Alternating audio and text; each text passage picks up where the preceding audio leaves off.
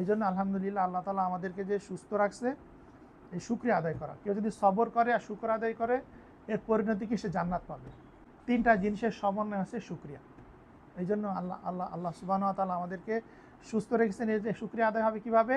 আমি যদি আমার দেহ দিয়ে, অঙ্গ প্রত্যঙ্গ দিয়ে আল্লাহর হুকুমগুলো পুরা করি, অ্যাট দ্য সেম টাইম যদি আমি আল্লাহ তাআলা যে নিষেধ করছে নিষেধগুলো থেকে ফিরে থাকি, তাহলে এটা আমার শুকরিয়া হবে। আর একটা হচ্ছে যে নিজের উপরে যেমন হক আছে, সাথে সাথে অন্যের উপরেও কিন্তু একই জিনিসের হক আছে। তার মানে আমি যে শুকরিয়া আদায় করতেছি, আমি অন্যদেরকে এই জিনিসটা উৎসাহিত করবো, তারাও যাতে শুকরিয়া আদায় করে। এই জন্য আলহামদুলিল্লাহ আল্লাহ তাআলা আমাদেরকে বিভিন্ন জায়গা থেকে নিয়ে আসছে এক জায়গায়, আমরা আমাদের কাজের মাধ্যমে আমাদের শুকরিয়াগুলো প্রকাশ করবো অঙ্গ প্রত্যঙ্গ দিয়ে, আর অন্তর দিয়ে খুশি থাকা যে আলহামদুলিল্লাহ আল্লাহ আমাকে যে অবস্থা রাখছে অনেক ভালো রেখেছেন, অনেক হাজার হাজার লক্ষ লক্ষ কোটি কোটি মানুষের থেকে আল্লাহ তাআলা আমাদেরকে ভালো রাখছেন, তাই না? এই জন্য এই নিয়ামতের শুকরিয়া আদায় করা।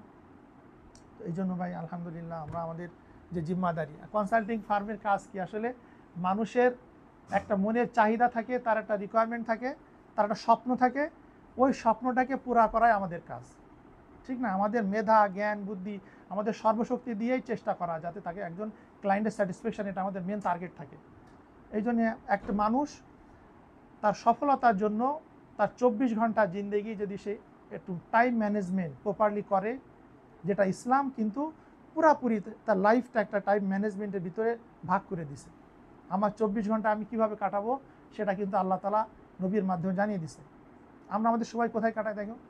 3 জায়গাতে আমরা আমাদের সময়গুলো কাটাই।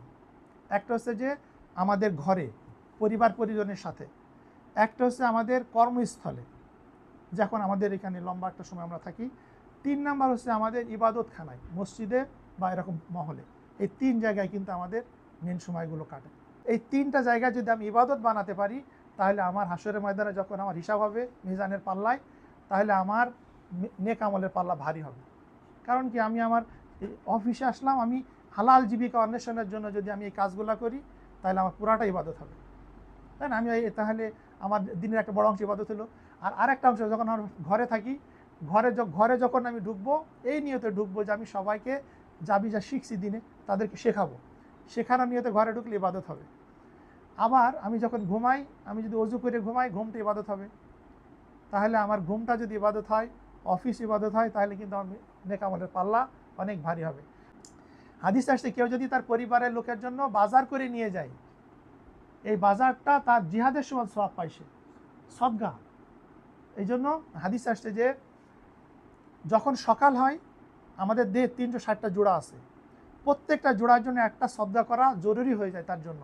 এখন একজন মানুষের পক্ষে এটা কিন্তু অনেক কঠিন ব্যাপার যে একসাথে সব সদকা আদায় করবে। তা আল্লাহ রাসূল সাল্লাল্লাহু আলাইহি সাল্লাম বিভিন্ন আমলের সাথে সাথে একটা সহজ জিনিস বলে দিয়েছে কি, কেউ যদি 2 রাকাত চাশতের নামাজ পড়ে, তাহলে তার সমস্ত অঙ্গ প্রত্যঙ্গের শুকরিয়া আদায় হয়ে যাবে। আর একটা আছে যে ফজরের নামাজের পরে কেউ যদি মসজিদে বসে থাকে, 2 রাকাত নামাজ পড়ে সূর্যোদয়ের পরে, তাহলে একটা কবুল হাজ, একটা উমরাহ সওয়াব পাবে। আর বাকি 2 রাকাত যদি কেউ পড়ে, তাহলে আল্লাহ তাআলা সারা দিনের কাজের জিম্মাদারি নিয়ে নেবে। তাহলে কিন্তু সহজ। এখন আমরা নিজে কিন্তু চাইলে অনেক কিছু করতে পারবো না, যেন এটাকে আমাদের এরকম আমানতদারি মনে করা, এটা কদর করা।